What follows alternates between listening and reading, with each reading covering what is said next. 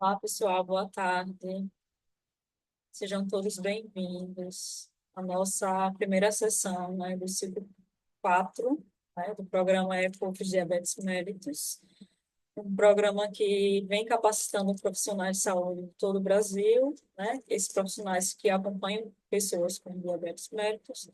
E atualmente esse programa tem parceria com a Secretaria de Saúde daqui do município de Aracaju e também com a Secretaria de Saúde do município de Lagarto, ambos municípios aqui de Sergipe. Eu queria, né, iniciar, pegar esse momento aqui para dar as boas-vindas a vocês, né, dizer que é um grande prazer estar aqui com todos vocês, iniciando mais um ciclo de capacitações, né, agora em 2025. É, Estamos aqui no quarto ciclo, já começamos a fazer esse ano, né, o quinto ciclo. E vocês aqui agora com o quarto ciclo na segunda-feira. Então, temos turmas aí na terça e agora na segunda-feira. E aí, próximo semestre também vamos iniciar o sexto ciclo, né? Antes de dar uns avisos, né? Enquanto a nossa especialista ela conecta com a gente, que ainda ela está resolvendo alguns probleminhas, e a gente entende, né? Porque essa questão virtual limita um pouco, né? Mas ela está resolvendo. Mas enquanto isso, né? Vou me apresentar, né? Para quem ainda não me conhece, para quem não estava lá na primeira aula, né? Que a gente fez a aula de orientação. Meu nome é Franciele Santana. Eu sou enfermeira, sou mestranda do programa de pós-graduação aqui da Universidade Federal do Sergipe. Aqui no ECO, eu faço parte da coordenação de avaliação dos resultados, né, e monitoramento também desses resultados, e atuo aqui como facilitadora das sessões. Então, vocês irão me ver aqui, né, à frente dessa moderação de todas as sessões, né, e também lá no WhatsApp, né, acho que todo mundo já me conhece aí das mensagens do WhatsApp. É, eu queria também, né, aproveitar, eu estou vendo aqui que muitas pessoas já se apresentaram no chat, né, e dizer que vocês podem se apresentar aí falando o nome, cidade, onde que vocês estão conectados, né, qual é a profissão de vocês, quem é estudante, coloque também, para a gente ter, conhecer mais um pouquinho de vocês. E também a gente, né, facilitar essa interação e lembrar de vocês aí nas próximas sessões. Então, quem quiser também ligar a câmera, eu estou vendo que muitas pessoas aqui já abriram a câmera, né, para a gente ir reconhecendo os rostinhos, né? E qualquer coisa, né, pode mandar aqui no chat que estamos aqui vendo, tá? É muito bom saber, né, quem está aqui conectado e, claro, né, sinta-se à vontade aí para abrir, levantar a mãozinha aqui para fazer perguntas e tudo mais, tá? Enquanto isso, né, vocês vão se apresentando, eu vou apresentar aqui a equipe. Professora Andréa, boa tarde, à vontade para se apresentar. E boa tarde a todos. Eu sou a Andreia, eu sou professora do Departamento de Enfermagem, e aqui no ECO eu tenho a função de coordenadora metodológica. Estarei participando das sessões com vocês, né, juntamente com a Franci e Plínio. Boa tarde, sejam bem-vindos. Obrigada, professora. Plínio. Boa tarde, pessoal. Meu nome é Plínio, também fiz mestrado na Universidade Federal de Sergipe, no programa de Gestão e Inovação Tecnológica e Saúde. E aqui no ECA eu estou trabalhando na parte de tecnologia da informação, então qualquer dúvida relacionada a como entrar no IECO, no Zoom, aí é só mandar uma mensagem para mim e espero que tenha uma ótima sessão, tá? Obrigada, Plínio. Né? Além desses dois integrantes, né, temos também outros participantes, né, mas temos estudantes que infelizmente não podem estar aqui nesse momento, né, estão iniciando hoje o período, mas quero ressaltar aqui a importância deles, né, que estão lá por trás desse programa, né, para fazer acontecer hoje. Então, além disso tudo que vocês estão vendo, a gente tem muita coisa por trás, né? Então, quero só deixar registrado aqui a participação de todos eles, certo? Eu quero dizer assim, né, que teremos ao longo deste ciclo 6 encontros, ou seja, 6 sessões, né? A ideia é que cada sessão seja um espaço de troca realmente, né? Um espaço de aprendizado coletivo e também de construção conjunta do conhecimento. Então, essas sessões, né, que oferecemos são sessões abertas, tanto para profissionais de saúde como também para residentes, graduandos, pós-graduandos ou de qualquer área, né? Ou a quem mesmo se interessar em participar, porque esse espaço ele é colaborativo. Então, participem, compartilhem suas vivências, né? Tragam suas dúvidas, porque juntos aprendemos e também podemos transformar ainda mais o cuidado em saúde. Então, utilize as ferramentas disponíveis que temos aqui nesse aplicativo, né? Como levantar a mãozinha aqui, que tem uma parte de reações, né? Que fica aqui na barra, caso queira perguntar algo, né? Caso queira complementar, então a gente entende que você quer participar, né? Por meio de voz, ou então pode utilizar o chat aqui, que estamos acompanhando o tempo todo e repassando também as perguntas, tá bom? Ao longo desse ciclo, né, vamos discutir temas relevantes para o manejo de diabetes, né, sempre com base nas evidências científicas mais atuais e, claro, né, aquele olhar atento para a realidade do nosso SUS e das práticas do nosso dia a dia.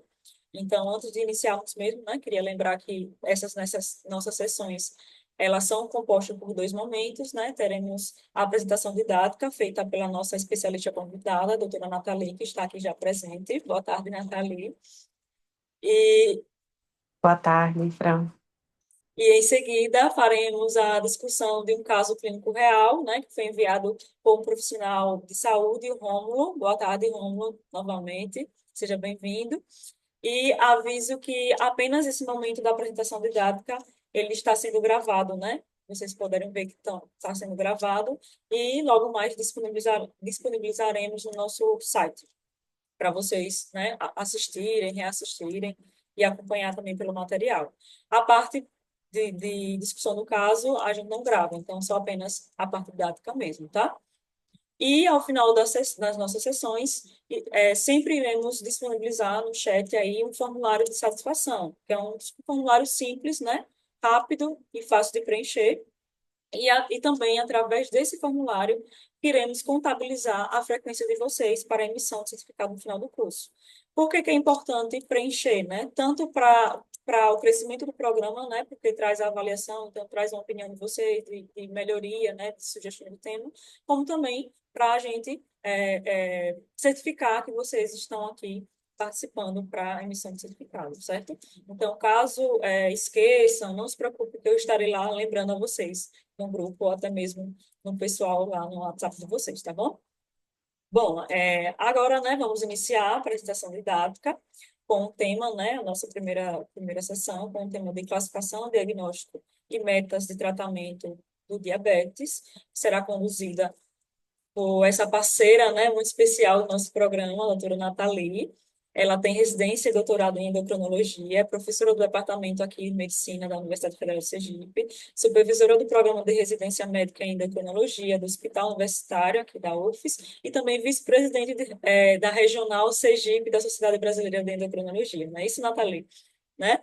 E o melhor, Isso. gente, Nathalie vai estar aqui com a gente ao longo de todo esse ciclo, né? Nos acompanhando em todas as sessões. É uma alegria enorme, Nathalie, contar com você aqui, né? Obrigada pela presença, obrigada por aceitar, né, essa parceria, por renovar, né, nesse ciclo. Nathalie já participou de outras sessões, então é um grande prazer. Eu falo assim em nome do programa, não só meu, mas estamos muito felizes com sua participação, né? Então, fica à vontade. Plínio vai projetar sua apresentação. Pode dar início.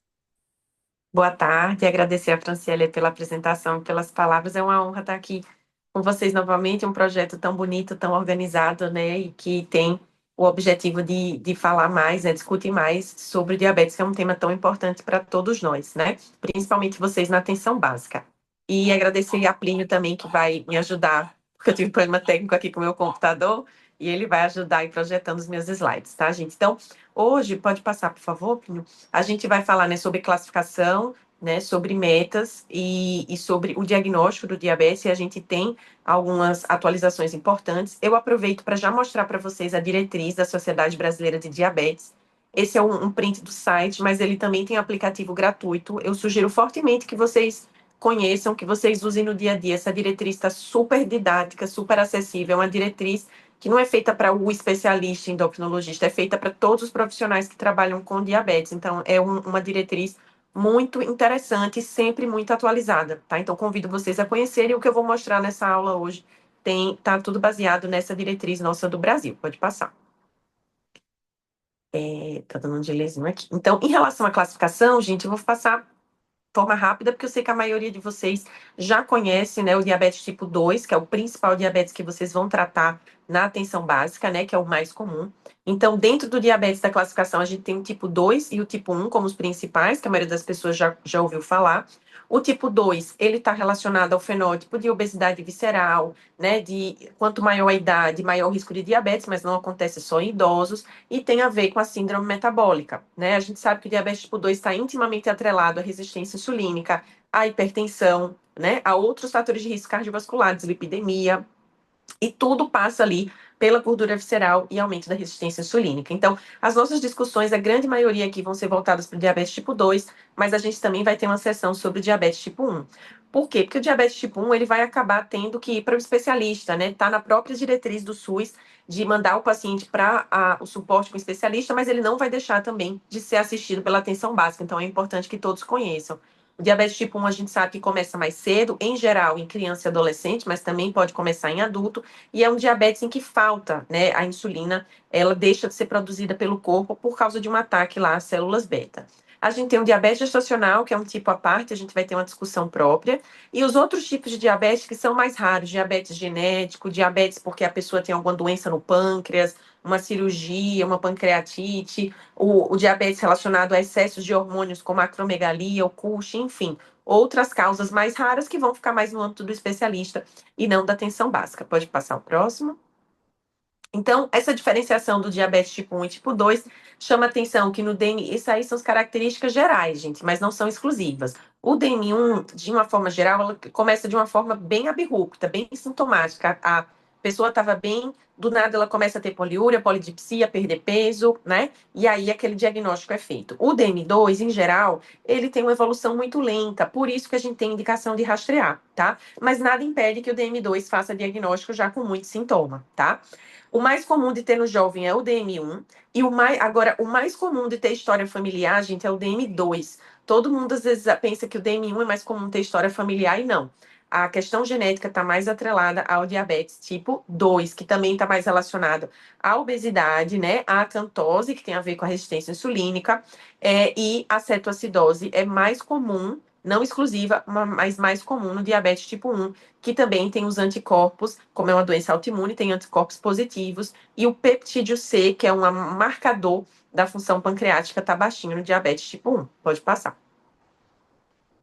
Esse é um fenótipo clássico, tá, gente? Eu coloquei esse resumo mais para a gente ter na mente o que seria o clássico do DM2. O que seria o clássico do DM2 é o quê? Um paciente com obesidade, com aumento da circunferência abdominal, com aquela dislipidemia que é típica de resistência insulínica, que é HDL baixo e triglicérides alto, uma idade avançada, história familiar presente, um início que é bem insidioso, que anos ali para se instalar, a acantose presente e um paciente que usa medicamentos orais, né? Desde o início aí ele não vai usar insulina como exclusivo tratamento, ele vai usar medicamentos orais. Pode passar.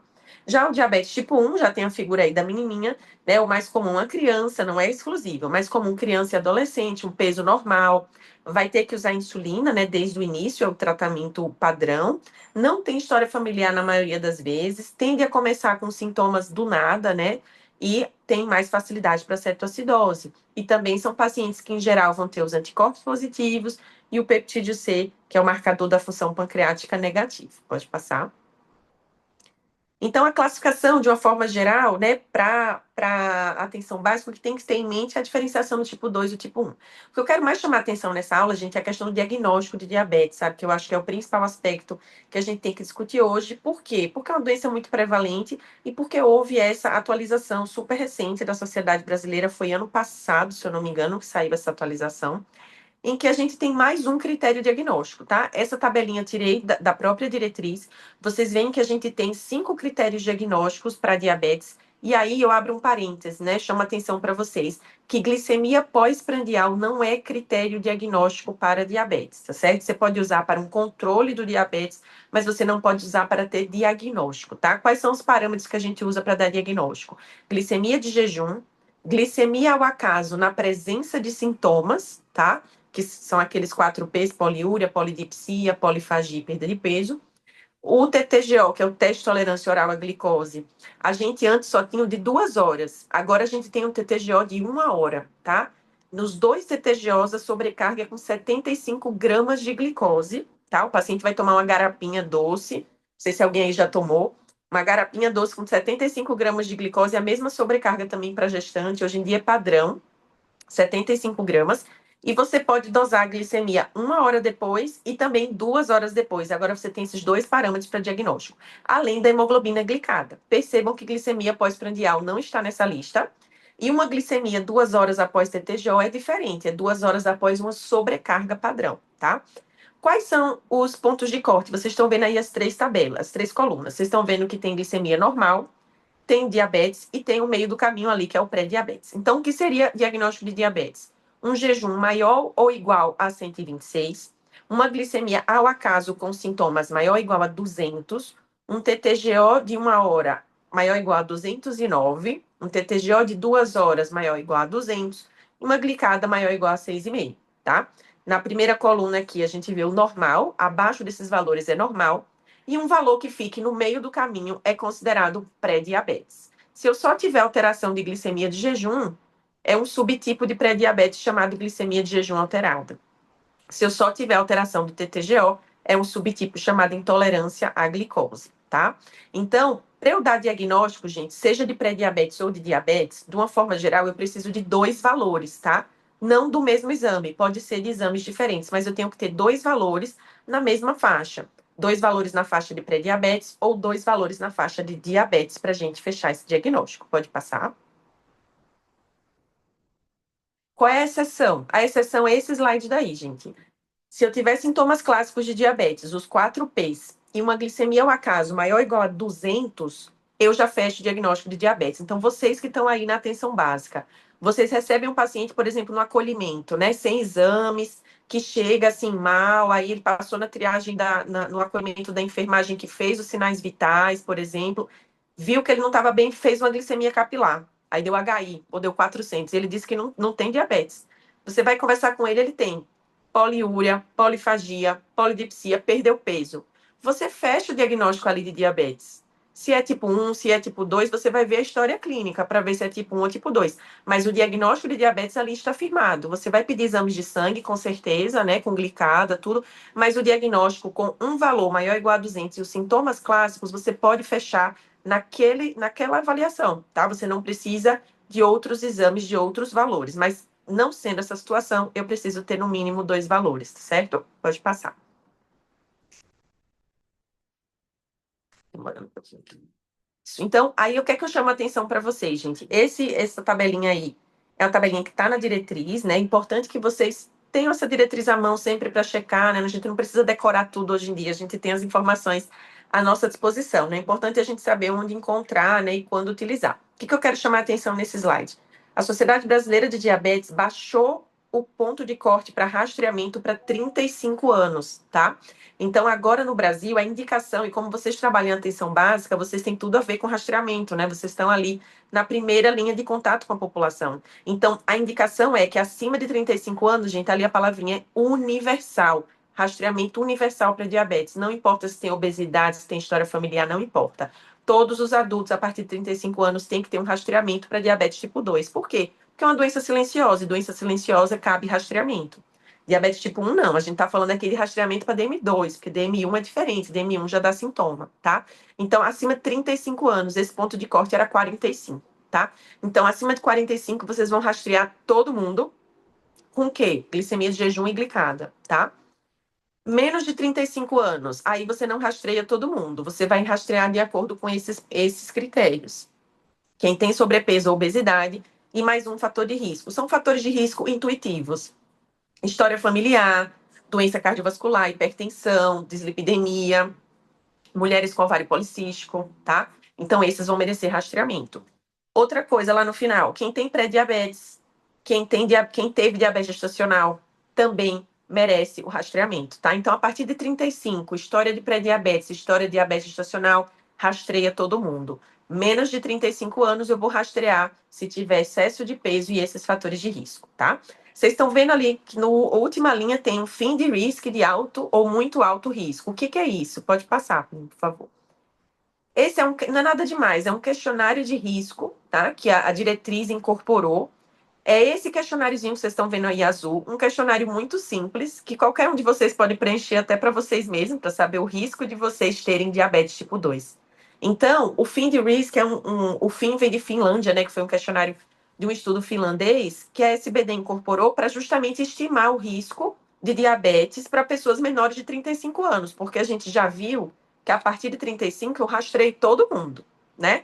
Mas abaixo de 35, se eu achar que aquele paciente é de risco, uma das formas de eu saber se ele é de risco ou não é usando o questionário, o FIN de Risk. Eu posso imprimir uma folhinha dessa e aplicar, o paciente pode abrir no celular, enfim, eu posso fazer as perguntas. São coisas muito simples, coisas do dia a dia, tá?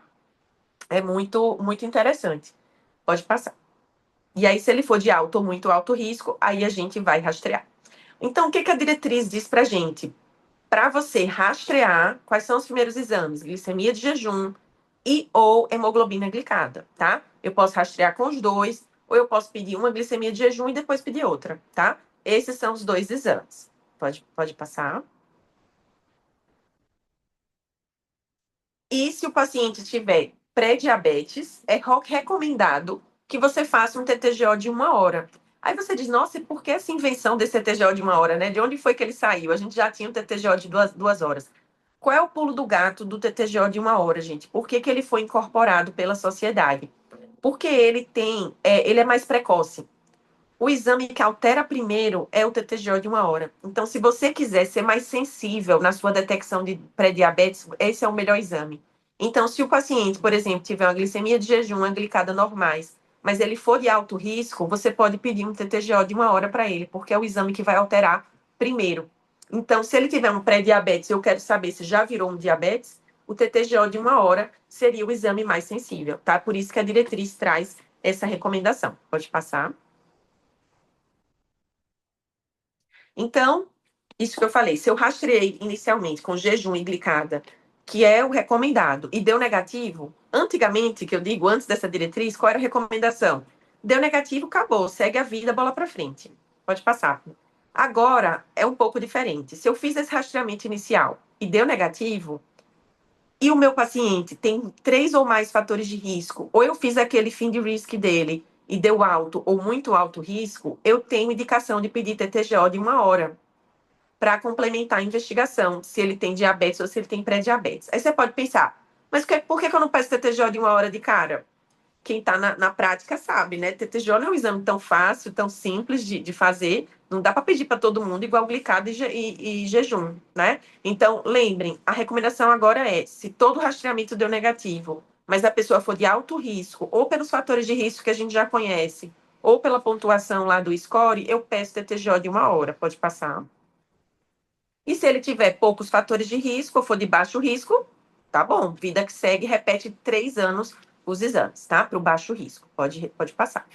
Então, esse é um dado novo, é um conceito novo, importante para quem está na linha de frente. Então, qual é a frequência do rastreamento? Varia, né? A gente viu que pacientes de baixo risco podem repetir os exames com 3 anos.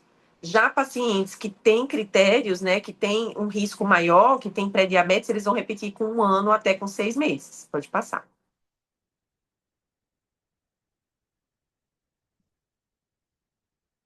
E esse fluxogramazinho, gente, está lá na diretriz e ele parece meio complexo, né, quando a gente olha pela primeira vez. Mas o que eu quero chamar a atenção para vocês? Isso aí resume tudo que a gente discutiu até agora de rastreamento, tá? Então eu chamo a atenção para vocês. Aí à esquerda de vocês, no vermelhinho, nada mudou. Se o paciente tiver com critério de diabetes, glicemia de jejum maior ou igual a 126, glicada maior que 6,5, é diabetes confirmado, nada mudou, tá? O que mudou? Se vocês vierem aqui para a direita, em verdinho tá aquele paciente que fez o jejum e a glicada e deu normal. Jejum menor que 100, glicada menor que 5,7. Se esse paciente for de baixo risco, gente, acabou também, vida que segue. Esse meio do caminho aí, esse fluxograma aí no meio, é que é a novidade. Qual é a novidade? Isso que eu falei para vocês. Se esse paciente fez jejum ou fez glicada, os dois não eram normais, mas ele for de alto risco, ele tem indicação de pedir o TTGO de 1 hora, tá? Se ele fez esses exames, um exame deu alterado e o outro deu normal, ou um deu de pré-diabetes, o outro deu de diabetes, eu preciso repetir. Se eu quiser repetir o exame mais sensível, eu repito o TTGO de 1 hora, tá? Quais são os pontos de corte TTGO de 1 hora? Maior ou igual a 209 já é diabetes. Entre 155 e 208 é pré-diabetes, tá? Então, assim, parece grande, assim, assusta um pouco esse fluxograma, mas o que mudou é para os pacientes que estão em cima do muro, tá? São aqueles que têm um valor alterado só, ou aquele paciente que tem um valor de pré-diabetes, o outro de diabetes, ou aquele que tem exame normal, mas ele é de risco. Você olha para ele e diz, como que esse exame deu normal, né? Porque ele é de risco. Esses pacientes é que a recomendação mudou.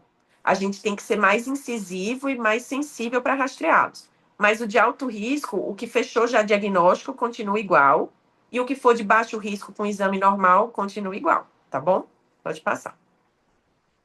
Se tiver alguma dúvida, a gente pode discutir depois. Pode passar. Então, para fechar, a gente vai falar das metas, né? As metas, acho que vocês já devem conhecer. A hemoglobina glicada é a nossa principal meta, né? Geral menor do que 7. Mas no paciente que faz ponta de dedo, que faz glicemia capilar, a gente tem metas pré e 2 horas pós-prandiais, tá? E para quem usa sensor, não sei se você já tem pacientes usando sensor de glicose, a própria Prefeitura de Aracaju vai começar agora um programa com as crianças, né, e adolescentes com diabetes tipo 1 usando sensor. E lá no HU a gente tem um projeto de pesquisa também, então os sensores têm se tornado cada vez mais comuns e pode ser que vocês peguem esses pacientes. O sensor, ele mede a glicose de uma forma contínua. Então, no sensor, a gente fala em tempo no alvo. O que é o alvo? É entre 70 e 180, tá? Pode passar, por favor. Para quem nunca viu o sensor, acho que eu coloquei uma imagenzinha dele na próxima. Deixa eu ver se eu depois tirei, por causa do tamanho. Tá, ele aí. O sensor fica grudado no braço, né? A gente hoje em dia já tem 3 marcas disponíveis, tá? No mercado brasileiro, onde só tinha uma. E aí a gente vê que o sensor ele fica coladinho no braço e esse filamento que fica dentro do subcutâneo não é uma agulha, tá, gente? A agulha é só para introduzir. O que fica dentro ali da pele é um filamento que vai medir a glicose do intestino, como vocês podem ver nessa figura, tá? Quando a gente mede a capilar, o nome já está dizendo, você está medindo a glicose do capilar, do sangue, né? E aí não, aí você está medindo a glicose do intestino, pode passar. E aí você vê um relatório que te mostra o tempo no alvo, tá? Que é entre 70 e 180. A glicada vocês já conhecem, é um exame que vai dar a média dos últimos 3 meses, mas o principal impacto é do último mês. O que é que eu chamo a atenção para vocês? Glicada depende muito do laboratório. Se o laboratório tiver um ensaio ruim, o que é um ensaio ruim? É um método que não é padronizado. Quando o método é padronizado, vem um recadinho embaixo do resultado. HPLC, que é o método, e NGSP. Estão vendo ali? NGSP é como se fosse um Inmetro da glicada. Se não vier escrita essas duas coisas, é porque aquele método não é confiável. Então, glicada depende muito do laboratório. E quando a gente está na atenção básica, a gente não controla qual é o laboratório que o paciente vai fazer o exame, né? Então, fiquem atentos à interpretação da glicada. Pode passar.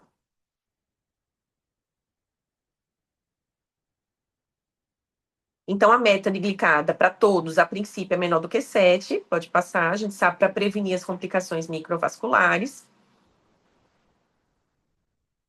E eu marquei aí em vermelho, a meta geral é glicada menor do que 7, glicemia antes da refeição de 80 a 130, 2 horas pós-refeição menor que 180 e na hora de dormir entre 90 e 150. E tempo no alvo, que é entre 70 e 180 no sensor. Então, essas 3 últimas linhas aí são de metas no sensor, para quem usa sensor. O ideal é que seja mais de 70% no alvo, tá? Essa é a meta geral. As outras colunas são para metas em idosos, que a gente vai discutir mais na sessão de idoso, tá? E a gente vai ver que a meta é um pouco mais frouxa em algumas situações. Pode passar.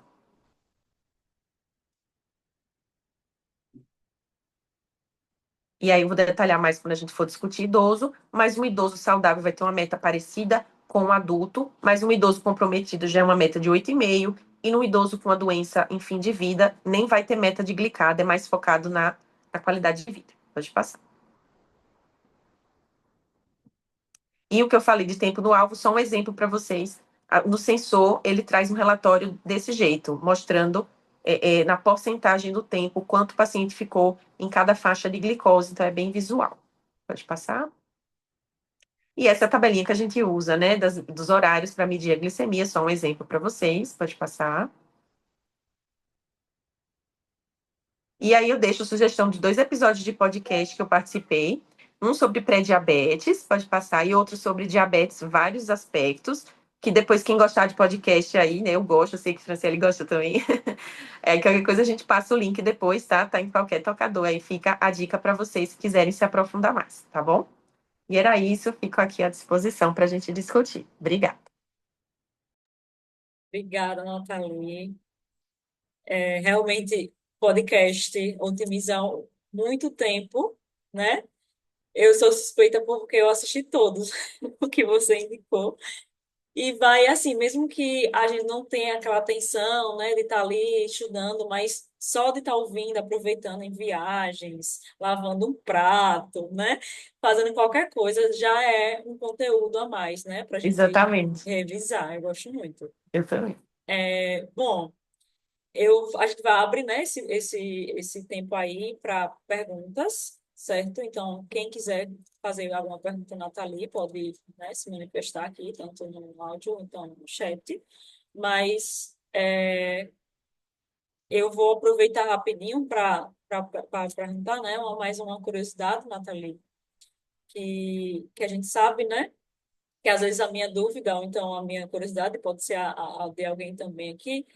Então, eu só gostaria de fazer assim uma pergunta rapidinho, que a gente ouve muito falar sobre diabetes tipo 1, tipo 2, né? Mas aí eu tenho visto, né, algumas menções aí, principalmente em redes sociais, a classificação de diabetes tipo 5, né? Eu Uhum. estou vendo assim que é mais uma novidade, né? Eu só gostaria assim, se você pudesse esclarecer para a gente o que é exatamente esse tipo 5, né? Se existe realmente essa classificação e como se ela se diferencia das outras, né? Tipo 1 e tipo 2. Isso, então, o tipo 5 ele foi descrito agora, colocado esse nome, né, específico, tipo 5 agora, mas é um diabetes chamado diabetes associado à desnutrição, que a gente vê principalmente em países que têm ainda uma taxa de nutrição bem mais alta, que aqui no Brasil a gente já teve, né? Então a gente não costuma ver tanto, felizmente, mais aqui no Brasil, mais países da África, alguns países da Ásia, vem muito pacientes magros, pacientes desnutridos, e uma fisiopatologia que ainda não está muito clara, que essas células beta, essa produção de insulina parece ficar comprometida. Então, é um tipo de diabetes que não é o tipo 2, não tem essa resistência, mas também não é o tipo 1 por destruição, e está relacionado realmente a essa questão da desnutrição, mas tem que ser uma desnutrição bem profunda. Então, assim, nada impede que a gente encontre aqui. É bem lembrado o que você trouxe, mas a prevalência é maior nesses países. Aí, por isso que eles trouxeram essa descrição, para que seja mais estudado e para que as pessoas tenham esse conhecimento também. Ótimo. Porque a gente vê, né, na internet, nas redes É, sociais, é uma isso. discussão, né, e Foi bate aquela divulgado. curiosidade. É. Isso.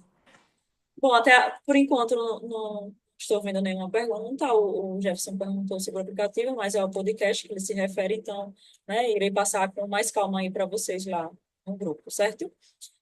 Se não tiver mais perguntas, acho que a gente já pode aqui começar a fazer a discussão, né, da oportunidade aqui com a apresentação do caso enviado pelo enfermeiro Rômulo, né, Rômulo Lemos, da Unidade Básica de Saúde José Rodrigues Dória, do município de Porto da Folha, Sergipe. Oi, Rômulo, mais uma vez, boa tarde. Seja bem-vindo, né? Obrigada por sua colaboração.